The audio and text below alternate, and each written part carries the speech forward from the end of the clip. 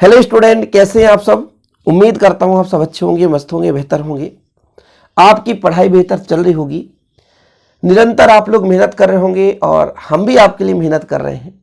जैसे आज आप एग्जाम्पल के तौर पर आप देख सकते हैं कि मेरे गले में पूर्ण रूप से खराश है, सर्दी जुकाम बहुत बेहतर रूप से है, मैं हंस भी रहा हूँ, अंदर से दर्द भी है। लेकिन ये मेहनत है सिर्फ और सिर्फ आपके लिए, क्योंकि आपका मेहनत है ना, कहीं ऐसा ना हो जाए कि एक दो क्वेश्चन के बिना आप रह जाएं। हर एक टॉपिक पर वीडियो दे रहा हूं, कोर्स पीछे ना हो पाए, इसलिए इस स्थिति में भी आपके लिए वीडियो बना रहा हूं। तो बच्चों, आप लोग भी निरंतर मेहनत करें। जैसे अभी मैं ये कार्ब धात्विक यौगिक जो टॉपिक है, इसको मैंने 3 पेज लिखा और 3 पेज लिखने में लगभग मुझे 1 से 1.5 घंटे लग गए। 1.5 घंटे मिनिमम समझो, क्योंकि लिखने का मतलब ये होता है धीरे धीरे करके लिखो, समझो, फिर उसको समझाना होता है। और तबीयत जब खराब हो बच्चों, तो समझ रहे हो कि कितना समय लगता है। तो आप लोगों के लिए निरंतर हम मेहनत कर रहे हैं, तो कृपया करके आप अपने लिए तो इतना मेहनत कर सकते हैं कि तैयार कर सकते हैं बच्चों। तो चलिए शुरू करते हैं। कार्ब धात्विक यौगिक। कार्ब धात्विक यौगिक, कार्ब मतलब कार्बन और धात्विक मतलब धातु। मतलब जो कार्बन समूह, ये कार्बन परमाणु और धातु परमाणु से जुड़कर जो यौगिक बनेगा, देखो जरूर यहां पे थोड़ा सा, एक यौगिक है जिसमें कार्बन समूह में से कार्बन परमाणु ले लो और उसका जो आबंध है किसी धातु परमाणु से कर दो, तो जो यौगिक कहलाएगा कार्ब धात्विक यौगिक कहलाएगा। यानी एक ऐसा यौगिक जिसमें कार्बन समूहों के कार्बन परमाणु धातु परमाणु से जुड़े होते हैं, उन्हें हम कार्ब धात्विक यौगिक कहते हैं। क्या बोलते हैं? कार्ब धात्विक यौगिक। बहुत सिंपल है। मतलब कोई भी हमारे पास यौगिक है, उसमें जो कार्बन होगा वो किससे जुड़ेगा बच्चों? वो सीधा धातु से जुड़ा होगा।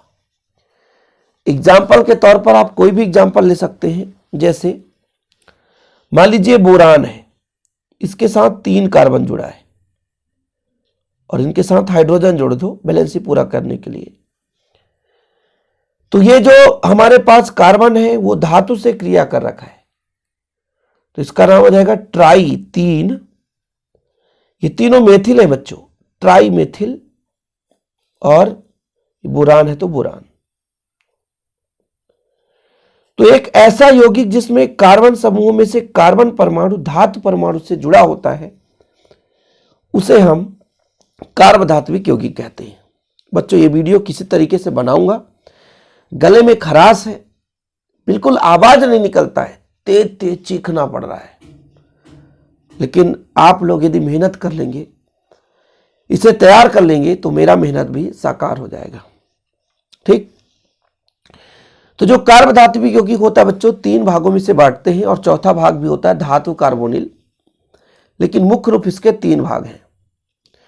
किसी बुक में ये 3 भाग देगा, किसी बुक में आयनिक यौगिक नहीं दिया रहता है, धातु कार्बोनिल बस दे देता है। परेशान मत होना, थोड़ा सा पानी पी लेते हैं, आज तो दिक्कत ही है। चलो, तो आयनिक यौगिक सबसे पहले देखते हैं बच्चों। आयनिक यौगिक क्या होता है कि जैसे हमारे पास धन विद्युतीय तत्व जो होगा वो धातु परमाणु होगा। आयनिक यौगिक में 2 भाग होते हैं, एक धनायन और एक ऋणायन। आयनिक यौगिक में 2 भाग, एक धनात्मक भाग और एक ऋणात्मक भाग। तो धातु हमेशा धन विद्युतीय होते हैं, तो जिसमें धन विद्युतीय तत्व धातु हो और कार्बन वहां पर धन विद्युतीय तत्व का गुण ना प्रदर्शित करे, तो वो जो यौगिक का निर्माण होता है, तो भाई वो आयनिक यौगिक कहलाता है।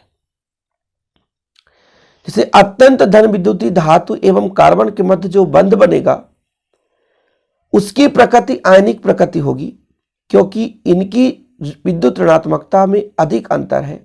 अतः क्षार धातुएं आयनिक कार्ब धात्विक यौगिक बनाती हैं। जैसे कोई एल्किल ग्रुप ले लो, CH3, इसके साथ आप क्षार जोड़ दो, तो ये आपका आयनिक यौगिक कहला गया। C2H5 एथिल, इसके साथ आप क्या जोड़ दो, मान लो पोटेशियम जोड़ दो, तो ये अब आपका हो गया बच्चों आयनिक यौगिक। ये सिंपल है। अब मैं यदि बात कर लूं धातु कार्बोनिल की, थोड़ा सा शॉर्टकट में धातु कार्बोनिल की, तो धातु कार्बोनिल जिसमें कार्बन मोनोऑक्साइड लिगेंड के रूप में होता है, कार्बन मोनोऑक्साइड लिगेंड के रूप में होता है, उसे हम धातु कार्बोनिल यौगिक कहते हैं। धातु कार्बोनिल जिनमें कार्बन मोनोऑक्साइड लिगेंड के रूप में कार्य करता है, कार्ब धात्विक यौगिक माने जाते हैं या धातु कार्बोनिल यौगिक माने जाते हैं। तो जैसे आपका हो गया क्रोमियम हेक्सा कार्बोनिल, ये लो, तो ये आपका धातु कार्बोनिल यौगिक है। लिख लो, नोट कर लो बच्चों। आपका आयरन है कार्बोनिल का 5 अणु यहां पे लिगेंड है, निकिल है कार्बोनिल का 4 अणु। तो इस प्रकार से ये जो यौगिक है वो धातु कार्बोनिल है, कार्ब धात्विक यौगिक के प्रकार में से। तो धातु कार्बोनिल किन्हें कहेंगे बच्चों, जिनमें कार्बन मोनोऑक्साइड लिगेंड के रूप में उपस्थित होता है, वो कार्ब धात्विक यौगिक माने जाते हैं। लिख लो परिभाषा कि धातु कार्बोनिल जिनमें कार्बन मोनोऑक्साइड लिगेंड के रूप में कार्य करते हैं, धातु कार्बोनिल जिनमें कार्बन मोनोऑक्साइड लिगेंड के रूप में कार्य करते हैं, उन्हें कार्ब धात्विक यौगिक माना जाता है। या धातु कार्बोनिल एग्जाम्पल के तौर पर बच्चों ये चीज हमने आपको समझा दिया। ठीक, चलो हमने 2 प्रकार समझा दिया, आयनिक यौगिक, धातु कार्बोनिल, कंप्लीट है शॉर्टकट में। अब सिग्मा आबंधित यौगिक, मतलब जो सिग्मा बंध से जुड़ा हो, एकल बंध से जुड़ा हो। तो जो सिग्मा आबंधित यौगिक होता है बच्चों, इनमें यौगिक में कार्बनिक समूह धातु परमाणु से प्रसामान्य 2 इलेक्ट्रॉन सहसंयोजक बंध द्वारा आबंधित रहते हैं। जैसे हमारे पास कोई भी धातु परमाणु है, यहां पर देखो Mg है, इसके साथ आप एल्किल ग्रुप और एक X, तो इसे कहते हैं ग्रिग्नार्ड अभिकर्मक। क्या बोलते हैं? ग्रिग्नार्ड अभिकर्मक। इसमें धातु जो है वो 2 एकल बंध यानी सहसंयोजी बंध से आबंधित रहता है। सहसंयोजी बंध किसे कहते हैं? बराबर मात्रा में इलेक्ट्रॉनों का साझा करना।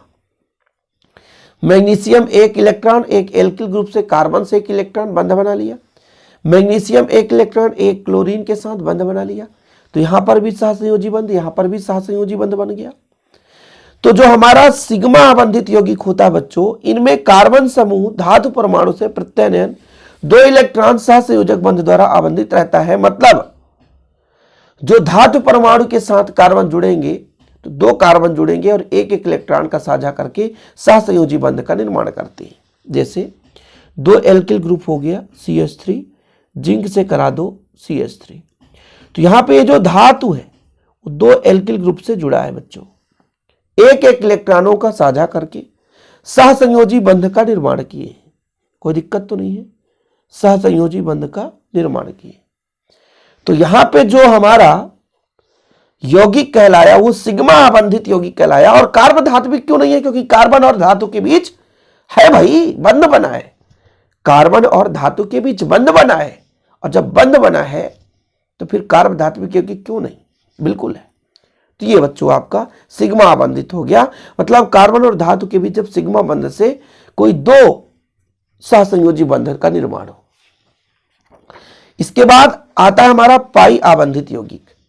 अब सिंपल है कि इस प्रकार के यौगिक सामान्यतः संक्रमण धातुओं द्वारा कार्बनिक असंतृप्त हाइड्रोकार्बन के साथ बनाए जाते हैं। असंतृप्त हाइड्रोकार्बन मतलब हाइड्रोकार्बन उसमें जुड़ा रहेगा और जिसमें द्विबंध भी होगी।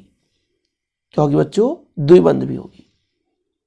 ठीक है, जैसे जाय से लबड़, क्वेश्चन कैसे आता है? जाय से लबड़ पर टिप्पणी। हाँ, तो ये चीज तो रटना पड़ेगा।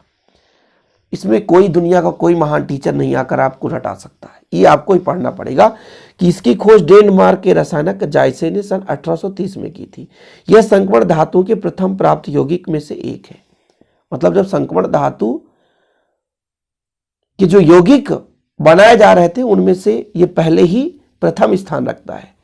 इसमें एथिलीन अणु का तल तथा कार्बन कार्बन अक्ष की केंद्रीय परमाणु प्रत्याशित बंध दिशा में लंबवत होता है। रुको जरा समझाते हैं। कुल मिलाकर के इसे हमको याद ही करना पड़ेगा बच्चों, इसमें कोई नहीं कह सकता कि हम इसको आपको याद करा देंगे। कोई टीचर हो, जैसे मान लीजिए जायसे लवण है ना, प्लेटिनम केंद्रीय धातु परमाणु हो गया, इसमें कितने क्लोरीन है? 3 क्लोरीन है। 3 क्लोरीन जोड़ दो, ये क्लोरीन हो गया, ठीक है। और यहाँ पे आपका ये C2H2, तो यहाँ पर हम जोड़ देते हैं CH2, द्विबंध से CH2 और एक क्लोरीन और जोड़ दो बच्चों, इस प्रकार से, ठीक है। और यहाँ पर के पॉजिटिव में होगा और ये पूरा का पूरा भाग नेगेटिव में होगा। यही हमारा जायसे लवण। टिप्पणी लिखने को आता है, आपको इतना लिख देना है, ठीक। इसके बाद फेरोसीन में भी टिप्पणी लिखने को आता है कि यह नारंगी पीले रंग का यौगिक है। इसकी खोज सन 1951 में कीली और पाउसन तथा मिलर एवं उनके सहयोगी ने की थी। इसकी सैंडविच संरचना है, ये सैंडविच के आकार का है, जिसमें 2 साइक्लोपेंटाडाइनिल के बीच आयरन परमाणु होता है। देख लो, साइक्लोपेंटाडाइनिल, ये हमारा फेरोसीन है। इनमें पाई बंध है, इसके अंदर पाई बंध का निर्माण है। क्वेश्चन पूछा भी जाता है फेरोसीन से संबंधित, फेरोसीन पर टिप्पणी लिखो। कुछ बुक में तो ये भी नहीं मिलता है, बड़ा अटपटा चीज है ये, आपको परीक्षा बोर्ड में मिलेगा, बुक में मिलेगा ही नहीं परिभाषा। अब परिभाषा है ही क्या? कुछ नहीं है भाई, साइक्लोपेंटाडाइनिल है, आयरन से जुड़ा है, बस यही तो फेरोसीन है। इसकी खोज 1951 में कीले एवं पाउसन एवं मिलर ने किया था। बस इतना ही है बच्चों, टिप्पणी लिखना है, इतना लिख दोगे काफी है, दुनिया भर की चीजें नहीं। फेरोसीन कैसे बनाओगे मैं आपको यहाँ पे फिर समझा देता हूँ। कुछ इस प्रकार से करके यहाँ पे आप ऐसा कर देना, फिर यहाँ पे करके कुछ इस प्रकार से ऐसा कर देना, एक दूसरे को आयरन से जोड़ देना, और यहाँ पर द्विबंध है इसलिए ऐसा बना दो, ये फेरोसीन बन गया। कुछ नहीं है, ज्यादा आपको परेशान नहीं होना है। यहां से कभी कभी क्वेश्चन पूछा जाता है कार्बधातु यौगिक के अनुप्रयोग। तो अनुप्रयोग मतलब कहाँ का उपयोग करते हैं? तो जैसे हम उत्प्रेरण के रूप में, समांग उत्प्रेरण के रूप में इसका कार्य करते हैं। कार्बधातु यौगिक विषमांग उत्प्रेरक का भी कार्य करता है, ठीक है। कुछ यौगिकों के संश्लेषण में भी इसका प्रयोग किया जाता है। कृषि उद्योगों में कीटनाशी के रूप में भी करते हैं। दवाइयों में भी इसका प्रयोग किया जाता है। शॉर्टकट में आपको तैयार करना है ना, फिर उसका डिटेल आप लोग तो ऐसे भी तैयार कर लोगे कि संक्रमण धातुओं के विलय कार्बधातुक यौगिक विलयन में होने वाली विभिन्न अपक्रियाओं में समांग उत्प्रेरण का कार्य करता है। जैसे एल्काइनों के समावेशीकरण में C2H5 होल थ्राइस P है, यहाँ पे NiCl2 का उत्प्रेरक के रूप में उपयोग। एल्काइन का समावेशीकरण करते हैं तो ये हमारा कार्बधातुक यौगिक है, इसका उपयोग किया जाता है। एग्जाम्पल है कि समांग उत्प्रेरण की भांति कार्य करता है। इसी प्रकार कार्बधातुक यौगिक, ये दूसरा नंबर है, कार्बधातुक यौगिक विषमांग उत्प्रेरक का भी कार्य कर सकते हैं। जैसे जिगलर नाटा उत्प्रेरक का उपयोग एल्कीन के बहुलीकरण में किया जाता है, तो ये विषमांग उत्प्रेरण है। इनका उपयोग विभिन्न कार्बनिक यौगिकों के संश्लेषण में भी किया जाता है। कृषि के क्षेत्र में विभिन्न प्रकार के पौधों के बीमारियों को रोकने हेतु कीटाणुनाशी के रूप में हम कार्बधातुक यौगिक का प्रयोग करते हैं। दवाइयों में भी बहुत से कार्बधातुक यौगिक का उपयोग सिफिलिस जैसे इलाज के लिए किया जाता है। आपके सिलेबस में जितना उतना पढ़ना नहीं है भाई, जो एग्जाम में आता है उतना मैं करा रहा हूं। कृषि के क्षेत्र में बहुत सारे, जैसे एथिल मरकरी क्लोराइड है आपका, एथिल मरकरी क्लोराइड, इसका उपयोग कीटाणुनाशी के रूप में करते हैं, ठीक है। दवाइयों के रूप में करते हैं। टेट्राएथिल लेड TEL का भी प्रयोग किया जाता है दवाइयों के रूप में। तो आज के लिए इतना ही बच्चों, स्क्रीनशॉट ले सकते हैं आप लोग। फिलहाल बोलने का हिम्मत बिल्कुल नहीं है, गले में इतना खराश कि बोलना जो है वो दुश्वार हो रहा बच्चों। और इस चैप्टर में जो क्वेश्चन एग्जाम में आने वाले हैं वो मैंने करा दिया है, उतना आप तैयार कर लो। अब मेरा अगला चैप्टर आएगा विधिवत रूप से, आप लोग तैयार करते रहना। इस चैप्टर से अब कोई भी टॉपिक में नहीं कराने वाला, ओके। तो ठीक है बच्चों, आज के लिए इतना ही। वीडियो पसंद आए तो लाइक करके शेयर जरूर करिएगा। जय हिंद, वंदे मातरम।